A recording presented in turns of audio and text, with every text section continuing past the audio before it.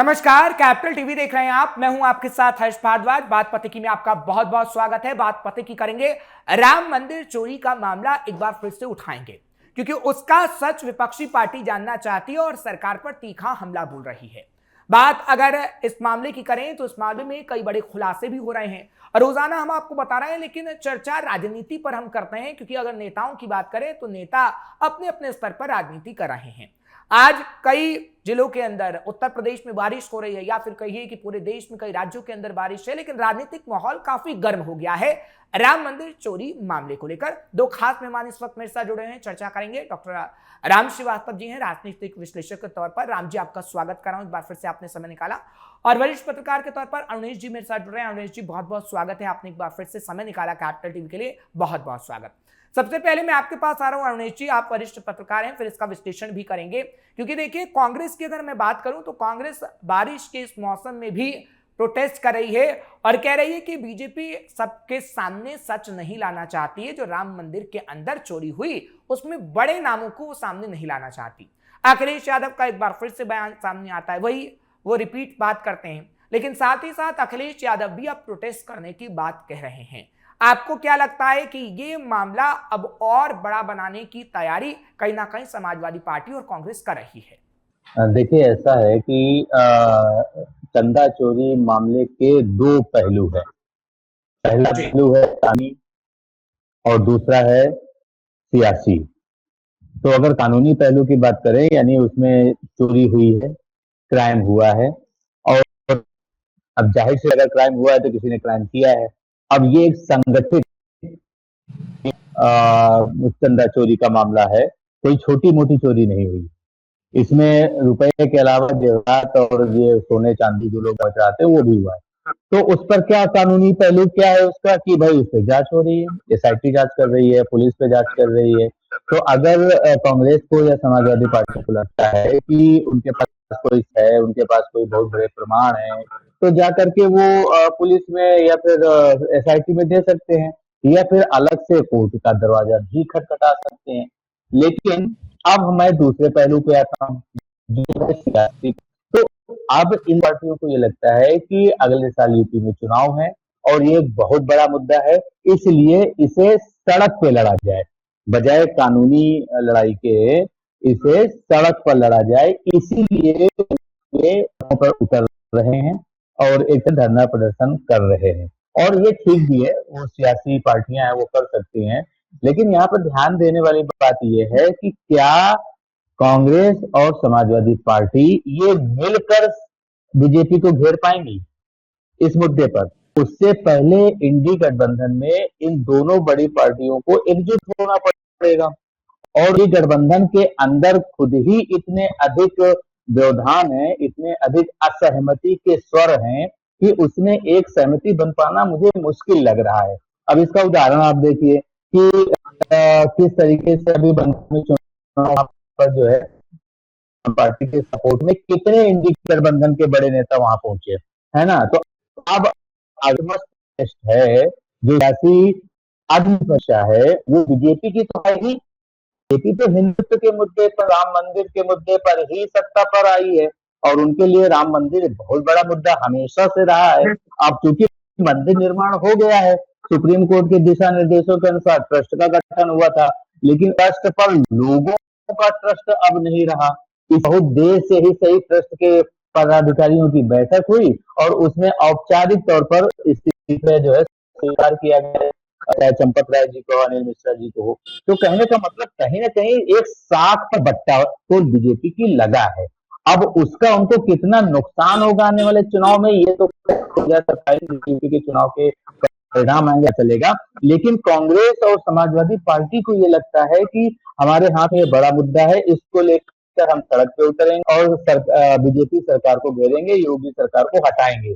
लेकिन ये आसान काम लगता नहीं है, क्योंकि अगर तब तक एसआईटी की रिपोर्ट आ गई या जो बड़े बड़े इस मामले के सूत्रधार हैं चोरी वाले मामले के, अगर उनको सजा मिल गई, अगर वो जेल चले गए, ऐसी बात है कि भाई चोरी हुई है, तो मुद्दा खत्म।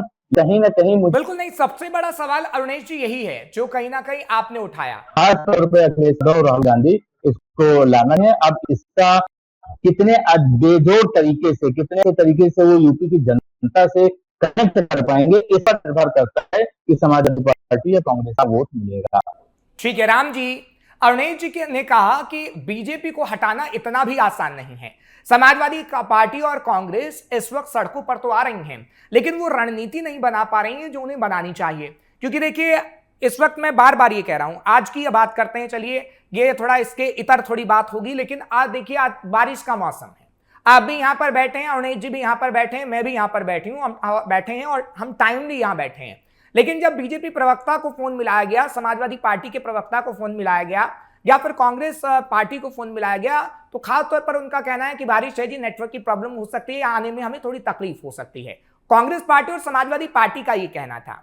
अब मैं बार बार ये कह रहा हूं कि समाजवादी पार्टी और कांग्रेस पार्टी लगातार मीडिया के सामने ही सवालों को उठाती है, लेकिन अब वो कह रही है कि ग्राउंड जीरो पर उतरेंगे। क्या अरुणेश जी की बात सही है कि बीजेपी को हरा पाना मुश्किल होगा, चाहे आप ग्राउंड जीरो पर भी उतर जाइए? राम जी। हर्षी, देखिए, आज की तारीख में मतदाता बहुत होशियार है, समझदार है, वो एक एक चीज समझता है। उसको ये मालूम है जो प्रायोरिटी है। पहली प्रायोरिटी क्या है? एक, देश की रक्षा। दूसरी प्रायोरिटी क्या है? ईमानदारी, वफादारी। तीसरी प्रायोरिटी क्या है? जनता के हित में काम करना। अब सवाल ये उठता है, ये जो 4-5 कसौटियां हैं, इनमें कौन सी पार्टी जो है इसमें सफल होती है, उसके ऊपर चुनाव निर्भर करता है। निश्चित रूप से विरोधी दल के जितने भी नेता हैं, चाहे छोटी पार्टी हो या बड़ी पार्टी हो, राष्ट्रीय पार्टी हो या खानदानी पार्टी हो, सब में एक ही गम देखा जा रहा है कि अरे प्रधानमंत्री की कुर्सी छूट गई है, उस पर तो हमको होना चाहिए था। ये चीज जनता के गले में बैठ गई है। यही एक कारण है कि जब तक कि ये कुर्सी का मोह छोड़कर जनता के विकास की कोई बात नहीं करेंगे, तब तक इनका धरातल पर कोई पहल नहीं हो पाएगी, पकड़ नहीं हो पाएगी। देखिए हर्ष जी, एक बड़ी छोटी सी बात है कि आज की तारीख में युवा मतदाताओं की संख्या 30% के करीब हो गई है। और ये युवा मतदाता, हालांकि इनको बरगलाने की बहुत कोशिश करते हैं कि बेरोजगारी है, गरीबी है, महंगाई है। अरे भाई, महंगाई तो है, लेकिन उसके अनुपात में अगर आप देखें प्रति व्यक्ति आय या परचेजिंग पावर कितनी बढ़ गई है। आज झोंपड़ियों में भी जाइएगा आप, तो वहां आपको टेलीविजन मिलेगा, हर व्यक्ति के हाथ में मोबाइल मिलेगा, ना केवल इतना, फ्रिज मिलेगा, बिजली की सुविधा मिलेगी। अगर आप देखें तो आज से 15 साल पहले क्या स्थिति, आज क्या स्थिति है, देश ने आगे कितना विकास कर लिया। माना महंगाई अकेले भारत में नहीं है, महंगाई जो है आज पूरी दुनिया में बढ़ रही है। तो महंगाई can not be the item जिसके बल पर मतदान होगा। अब सवाल ये उठता है कि आदमी की व्यक्तिगत परेशानियां सब जगह अलग अलग हैं, लेकिन ये बात हमको नहीं भूलना चाहिए कि जब पूरी दुनिया में एक संकट था, कोरोना काल में लोग दुनिया में भूखे मर रहे थे, छटपटा कर मर रहे थे, तब हमारे देश में कितनी सफलता पूर्वक सब लोगों की जान की रक्षा की गई और संकट से हम निकल गए और हमारी विकास दर भी आगे बढ़ती गई। अभी इतने अवरोध आ रहे हैं जियोपॉलिटिकल सिचुएशन में, अगर आप देखेंगे युद्ध चल रहे हैं, ऊर्जा का संकट है, फिर भी हमारी सफल विदेश नीति के कारण ऊर्जा के संकट का रास्ता हमने निकाल लिया और अब अगले 3 महीने तक के लिए हमारे पास विपक्ष अपने संकट का रास्ता कैसे निकालेगी? राम जी, विपक्ष अपने संकट का रास्ता कैसे निकालेगी? क्योंकि वो कुर्सी चाहती है 2027 में उत्तर प्रदेश की, कांग्रेस हो या फिर समाजवादी पार्टी। देखिए, कांग्रेस पार्टी और समाजवादी पार्टी जनता की नजर में आज अवसरवादी पार्टी बन गई है।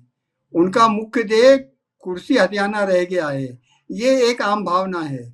और जब राष्ट्र हित और जनहित, जब तक इन चीजों से ये नहीं चिपकेंगे और कुर्सी हित जब तक सामने रखेंगे, तब तक मुझे नहीं लगता इनका कोई भविष्य रहेगा। हर्ष जी। अरुणेश जी, मैं आपके पास आ रहा हूं क्योंकि राम जी कह रहे हैं कि चीजों से सीखना होगा, जो कांग्रेस पार्टी और समाजवादी पार्टी ने नहीं सीखा है।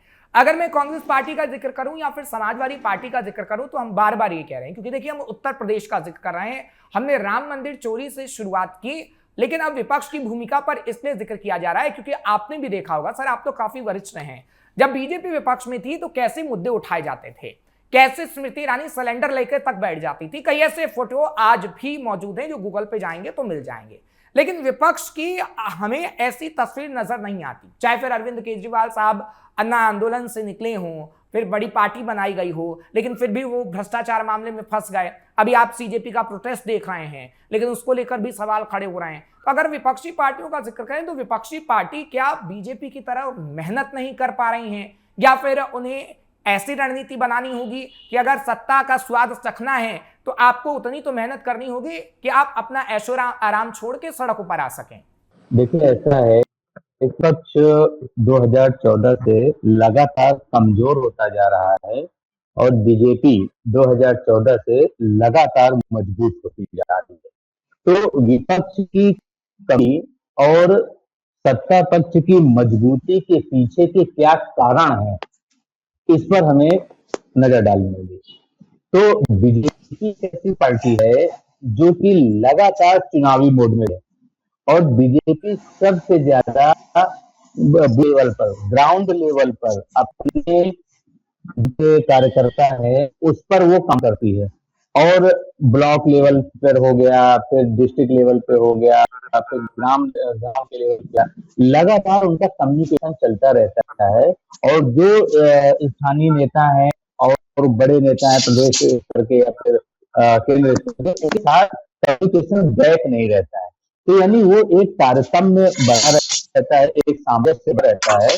तो इसलिए बीजेपी मजबूत होती चली जाती है। और इसके अलावा बैकग्राउंड में, बैकअप में आरएसएस का भी पूरा सपोर्ट दिया जाता है, क्योंकि अगर हर चुनाव में, चाहे आप बिहार में देख लें या बंगाल में खास तौर पर, तो बीजेपी को जिताने में आरएसएस की सबसे बड़ी भूमिका रहती है, हर चुनाव में रहती है। तो कहने का तात्पर्य ये है कि ये बीजेपी का 24/7 वर्किंग पैटर्न है। और तभी अटल जी ने कहा था कि आज 5 प्रदेश, कल सारा देश, यानी पूरे भारत भर में, भारत के हर राज्य में बीजेपी की सरकार होगी। और आज की तारीख में किसी आम जनता के, आम लोगों के अच्छे दिन आए हों या ना आए हों, लेकिन बीजेपी के बहुत अच्छे दिन आ गए हैं, बीजेपी नेताओं के बहुत अच्छे दिन आ गए हैं। यहाँ तक कि विपक्ष के जो नेता हुआ करते, बड़े आरोप लगा करते थे भ्रष्टाचार के, वो भी बीजेपी में ज्वाइन करके उनके भी अच्छे दिन आ गए हैं। चाहे बंगाल का उदाहरण ले लो, चाहे असम का।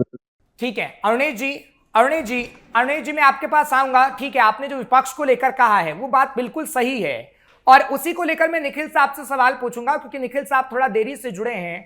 हाँ, मैं आपके पास आ रहा हूं अरुणेश जी। हाँ, माफी के साथ निखिल साहब, अरुणेश जी ये बताने की कोशिश कर रहे हैं कि अगर विपक्ष की मैं बात करूं तो विपक्ष लगातार कमजोर हो रहा है। समाजवादी पार्टी और कांग्रेस मुद्दों को लेकर उस तरीके से नहीं जाती जिस तरीके से कभी बीजेपी जाया करती। इसके लिए सबसे पहले इंडी गठबंधन जो विपक्ष का है सबसे बड़ा गठबंधन, उनके बीच में भी तारतम्य बनाना होगा, उनके बीच में भी सामंजस्य बनाना होगा, एकता बनानी होगी, क्योंकि वो एक होंगे तभी नेक होंगे या तभी बीजेपी को हरा पाए। ठीक है, आपने जो बात कही है अरुणेश साहब, वो 100 आने सच तो है, लेकिन कहीं ना कहीं विपक्ष इसको मानेगा नहीं। निखिल साहब, मेरी आवाज अगर आप तक आ रही है तो मैं सवाल लेता हूं स्वागत के साथ। सबसे पहले तो आपका स्वागत कर रहा हूं, थोड़ी देर आप जरूर जुड़े हैं, लेकिन डॉक्टर निखिल खत्री साहब हमारे साथ जुड़े हैं, समाजवादी पार्टी के राष्ट्रीय प्रवक्ता हैं, उनसे हम बातचीत कर लेते हैं। निखिल साहब, मेरी आवाज आ रही है? तो सवाल ये है कि विपक्षी पार्टी की भूमिका पर सवाल उठाया जा रहा है कि विपक्षी पार्टी मुद्दे को भुनाने में नाकामयाब साबित होती है, और जब बीजेपी विपक्ष में थी तो किस तरीके से मुद्दे उठाती थी, वो कला ना समाजवादी पार्टी में है ना कांग्रेस पार्टी में है, इसलिए आप अहम मुद्दों को उठा नहीं पा रहे हैं। सबसे पहले हरजीत, जहां पर आपने ये बात बोली है तो आप कम से कम विपक्ष का धन्यवाद करो कि विपक्ष ने कम से कम ये बातें उजागर की थी कि चंदा चोरी हुई है। ये बीजेपी वाले तो चंदा चोरी के नाम से भी दूर भागते थे। उसके बाद भारतीय जनता पार्टी वाले लोग, ये वही लोग जो बोलते थे कि थोड़ी बहुत चोरी हुई है, अब ये कह रहे बड़ी चोरी हुई है। तो कम से कम भारतीय जनता पार्टी को स्टैंड तो ले। हम ये नहीं बोलते कि बीजेपी ने चोरी की है, पर बीजेपी चोरों को क्यों बचा रही है। और अभी क्या बयान आया कि चंपत राय जी जिन्होंने इस्तीफा दिया है, ट्रस्ट ने क्या बोला कि कोई भी उदासीनता उनके प्रति नहीं है, और चंपत राय जो क्लीन चिट दे दी गई है। हम तो पूरी कार्रवाई नहीं समझ पा रहे हैं, और विपक्ष तो अपनी अहम भूमिका निभा रहा है चोरों को पकड़वाने में, पर सरकार क्यों चोरों को अपने हाथों से दूर कर रही है, ये मुद्दा सबसे पहले होना चाहिए।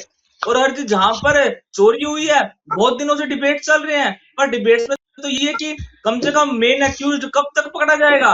देखिए निखिल साहब मैं एक मिनट टोक के मैं एक मिनट टोक रहा हूं। देखिए निखिल साहब, देखिए सवाल ये है ना, मैं इस बात को भी नहीं मानता कि आप मुद्दा नहीं उठा रहे हैं। मैं इस बात को भी कहता हूं कि समाजवादी की पार्टी के प्रवक्ता यहां भी मुद्दा उठा रहे हैं, सड़कों पर भी उठा रहे हैं।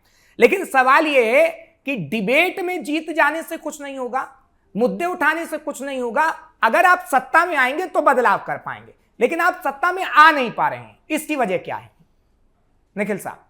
नहीं, सत्ता में आपने मुझसे एक प्रश्न पूछा है तो मैं आपको हर्ष भाई बता दूं, सत्ता में 2 बार हमारी भोली भाली जनता ने बीजेपी को वोट दी, पर जैसे अभी प्रतीत हो रहा है 24 में जनता ने देखा कि जैसे जनता ने इनको हरा दिया है, तो निष्पक्ष चुनाव और 27 में होने जा रहा है। अगर होगा निष्पक्ष चुनाव तो चलिए ठीक है, आपने एक शब्द का इस्तेमाल किया, निष्पक्ष सरकार चुनाव बनेगी, पर इससे पहले ये भी होना चाहिए, ये चुनाव आखिरी चुनाव है। अगर इस चुनाव में भारतीय जनता पार्टी अगर अपने छलवे से आती है तो उसके बाद ये कभी भी चुनाव नहीं होने देंगे। चलिए ठीक है, राम जी मैं आपके पास आ रहा हूं। ठीक है निखिल साहब, मैं आऊंगा, आपके पास भी आऊंगा, आपको ज्यादा समय दूंगा क्योंकि आप थोड़ा देर से जुड़े हैं। राम जी, एक बीच में शब्द निखिल साहब ने इस्तेमाल किया, निष्पक्ष चुनाव। अब वो कह रहे हैं जी भैया सरकार हमारी आएगी, लेकिन अगर सरकार नहीं आती है तो फिर यही बोला जाएगा कि निष्पक्ष तरीके से चुनाव नहीं हुए, चुनाव में धांधली हुई है। राम जी देखिए, पहली चीज तो ये मैं आपत्ति उठाऊंगा कि जनता आगे चुनाव नहीं होने देगी या कोई पार्टी चुनाव नहीं होने देगी, ये बिल्कुल गलत बात है। भारत ऐसा देश नहीं है, यहाँ प्रजातंत्र बहुत गहरी जड़ी तक है और निश्चित रूप से भविष्य में चुनाव होंगे, मैं आपको आश्वस्त करता हूँ। और चुनाव जो है बिल्कुल निष्पक्ष होंगे और उसमें किसी तरह की हेरफेर ना थी, ना है, ना होना संभव है। क्योंकि मैं स्वयं जो है निर्वाचन के काम में पीठासीन अधिकारी 40 साल तक रह चुका हूँ और मुझे मालूम है कि इतना परफेक्ट सिस्टम है, इसमें अगर कोई उंगली उठाता है तो अपने स्वार्थ बस उठाता है, इसमें कहीं कोई हेर फेर गलती होने की संभावना नहीं है। अब सवाल ये उठा कि प्रजातंत्र तो सुरक्षित है, रहेगा और आगे भी रहेगा। अब कोई पार्टी चुनाव जीतती है या नहीं जीतती है वो सरकार के ऊपर थोड़ी निर्भर करता है, वो सरकारी कर्मचारियों पर निर्भर नहीं करता, वो तो जनता के ऊपर निर्भर करता है, मतदाताओं पर निर्भर करता है। और मतदाताओं का हृदय जीतने में जो सफल होता है वो जो है चुनाव जीतता है।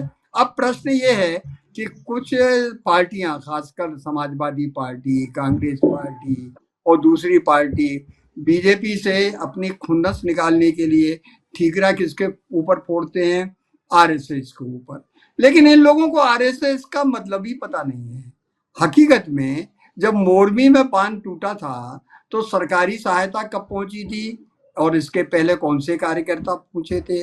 लातूर में जिस समय भूकंप आया था उस समय 1400 करोड़ रुपए खा गए ये हर्ष भाई, 1400 करोड़ रुपए राम पहले जन आंदोलन में खा गए थे ये सिर्फ रटी रटाई इनसे बात पूछने है। वाला था 1400 करोड़ रुपए खा गए, उसमें तो खाने के बाद इस समय भी चोरी को बचाई जा रही है। आपकी जंगली बचाने के लिए इस तरह की बकवास करते हैं। आप पहले सुनने की काबिलियत रखिएगा, जो हकीकत है, जो फैक्ट है।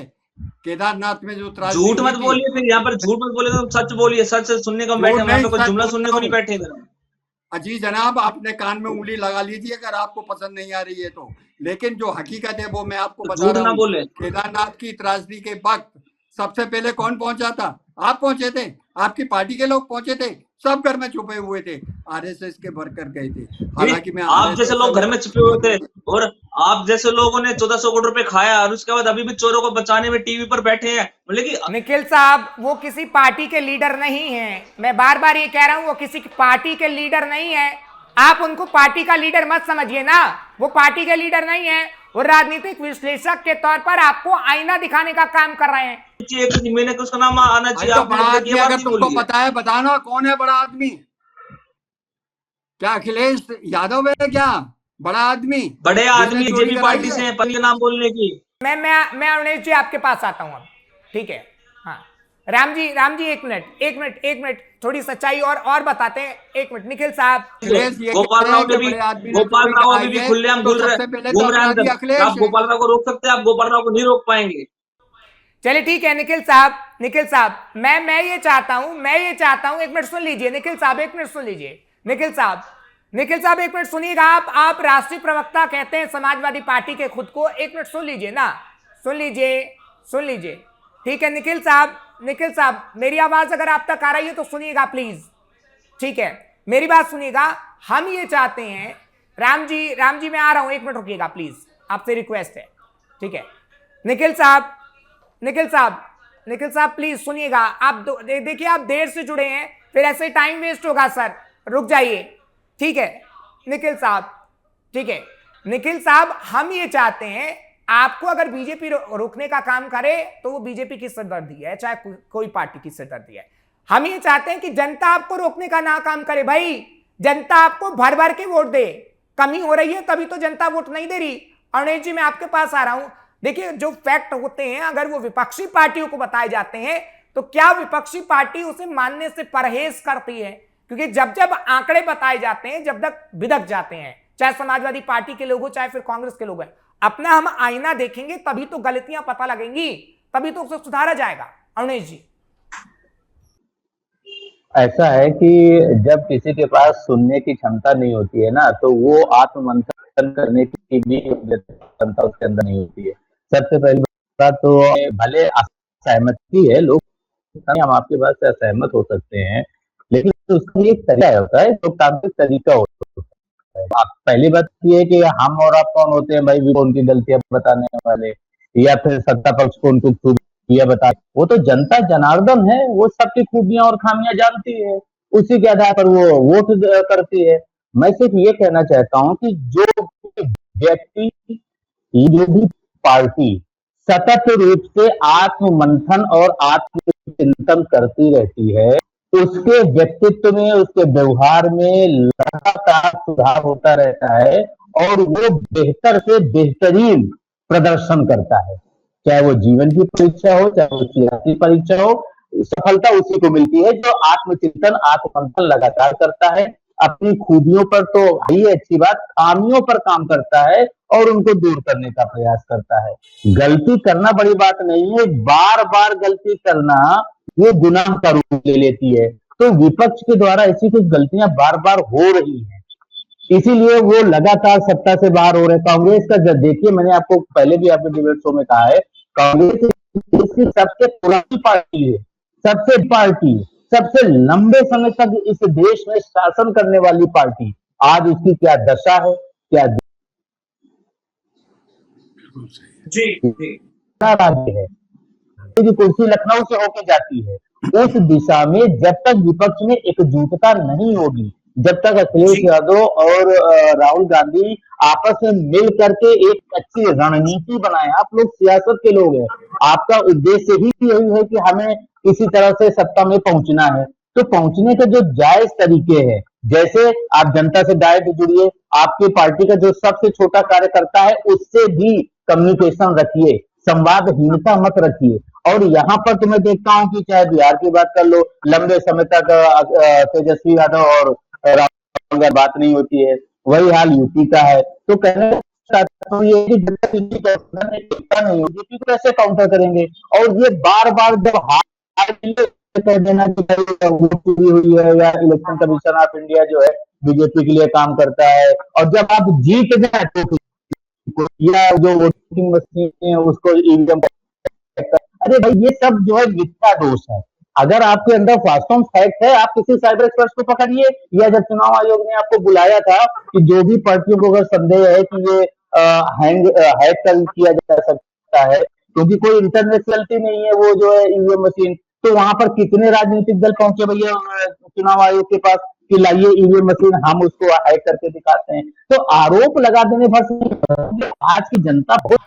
चलिए ठीक है अरुणेश जी, इसी से जुड़ा एक सवाल पूछता हूं मैं। हाँ आ रहा हूं निखिल साहब, आप लास्ट पॉइंट आपको बता दूं, जिन लोगों को ये उम्मीद थी कि हमारे देश का जेडीयू ज्यादा पॉपुलर है और वो एक तथाकथित पार्टी जो लाई जा रही है उससे जोड़कर वही इस देश की जो पाल कर देंगे जैसा कि विदेशों में हुआ है, तो उनका भी परिणाम सामने आ गया है। देख लिया आपने जंतर मंतर में क्या हुआ, और इंस्टाग्राम पे सियासत करना और सड़क की सियासत करना दोनों में बड़ा अंतर होता है। ठीक है निखिल साहब, मैं आपके पास आ रहा हूं। देखिए मेरा भी एक सवाल है और मैं आप ही से सवाल लूंगा क्योंकि आप थोड़ा देर से जुड़े और आपको पूरे 2 मिनट दे रहा हूं सर, लेकिन उस सवाल का वाजिब जवाब मिलना चाहिए। पहला ये कि जो अरुणेश जी ने पूछा कि जब आप चुनाव आयोग पे सवाल उठाते हैं, किसी पे सवाल उठाते हैं, तो कोर्ट का रास्ता खुला होता है, आप वहां नहीं जाते। दूसरा ये कि बिना लांग लपेट ना तो योगी आदित्यनाथ पर निशाना साधिएगा, ना पीएम मोदी पर निशाना साधिएगा। समाजवादी पार्टी की क्या रणनीति है जो जनता में संदेश जाए कि आपके लिए ये काम करेंगे, आप हमें सत्ता की कुर्सी पर बिठाइए। दो सवाल निखिल साहब। सबसे पहले जहां पर आपने हर्ष भाई पहला सवाल पूछा है, मैं तो सत्ता से पूछना चाह रहा हूं कि अगर आप ऐसे ऐसी बातें बोलते तो आप कोई सबूत तो दीजिए। ये माननीय अखिलेश यादव जी के बारे में ये बोलते भी टीनू यादव से 380 बारी बात हुई है, तो कम से कम उसका सबूत दीजिए। नहीं दे पाएंगे सबूत, क्योंकि सबसे बड़े जुमलेबाज लोग ये हैं। और आपने तो मुझसे दूसरा सवाल पूछा कि हमारी रणनीति क्या है। हमारी हर्जी कोई रणनीति नहीं है। हमारी रणनीति मात्र ये है कि कैसे जनता को न्याय मिले, कैसे जनता को आगे बढ़ने का मौका मिले, क्योंकि इस समय 10 साल से जनता बेबस है, जनता लाचार है। जनता ये सोच रही है कि कब भाजपा जाएगी तो कब खुशहाली आएगी। तो सबसे पहले, और उसके साथ साथ जनता ने तो एक बात भी ठान ली कि कैसे इन चोरों को हटाना है, क्योंकि ये वही चोर हैं जिन्होंने जब राम मंदिर जन्म आंदोलन से 1400 करोड़ रुपए इकट्ठे हुए थे, जब से चोरी करते हुए आ रहे हैं और अब तक चोरी कर रहे हैं और बार बार जनता आपको क्यों नहीं पसंद कर रही है? चलिए मान लीजिए अगर जनता बीजेपी को नहीं चाहती, ये चीज नहीं बोल सकते हैं, ये गलत हुआ है। मैं तो समझ नहीं पाता हूँ ये हालांकि क्यों बचाने को बैठे हैं। नहीं, जनता आपको क्यों नहीं पसंद कर रही है? सवाल ये है ना, सवाल ये है सर कि जनता आपको क्यों नहीं पसंद कर रही है, सवाल ये है। मैं तो ये कहता हूं कि चलिए आपकी बात भी मान लेते हैं, वो तो बीजेपी अपना स्टैंड क्लियर करती है। मैं बीजेपी प्रवक्ता को भी बुला चुका हूं, लेकिन आज तो थोड़ा नेटवर्क का इश्यू था, वो नहीं आ पाए, नहीं तो उनसे मैं सवाल लेता। मैं मान लेता हूं कि चलिए ठीक है, आपकी बात भी ठीक है, लेकिन आपको जनता पसंद क्यों नहीं कर रही है भाई? सवाल ये है कि आपकी राजनीति का स्तर गिरता जा रहा है या आपके पास कोई रणनीति नहीं है? सवाल ये है ना। चलिए ठीक है निखिल साहब, माफी के साथ, अरुणेश जी माफी के साथ, आज हाँ जल्दी नहीं, मैं आपको उत्तर दूंगा। यानी आपने मुझसे पूछा मलिक कि आप ये बात कैसे पूछ सकते हैं, क्या आपको आंकड़ों का पता है? अगर आपको आंकड़ों का पता हो तो 400 पार सबसे बड़ी पार्टी। चलिए सर, आप 400 पार का नारा मत दे दीजिए, सरकार तो बना लीजिए। 400 पार का नारा मत दीजिए, सरकार बना लीजिए, उसी में खुश हो जाएंगे अखिलेश यादव। ठीक है, मेरे पास समय इतना ही था। निखिल साहब माफी के साथ बहुत बहुत शुक्रिया आपका। अरुणेश जी आपका भी बहुत बहुत शुक्रिया, आप मेरे साथ जुड़े। राम जी आपका भी बहुत बहुत शुक्रिया, आप मेरे साथ जुड़े। माफी के साथ समय इतना ही था, फिर हम मुलाकात जरूर करेंगे, राम मंदिर मुद्दे पर ही चर्चा करेंगे। फिलहाल इस मुद्दे को हम लगातार इसलिए उठा रहे हैं कि कब तक इसकी पूरी सच्चाई सामने आ पाएगी और क्या जनता भरोसा एक बार फिर से बीजेपी पर जता पाएगी और आगे आने वाले समय में किसकी सरकार बनेगी। मुझे इजाजत दीजिए, नमस्कार।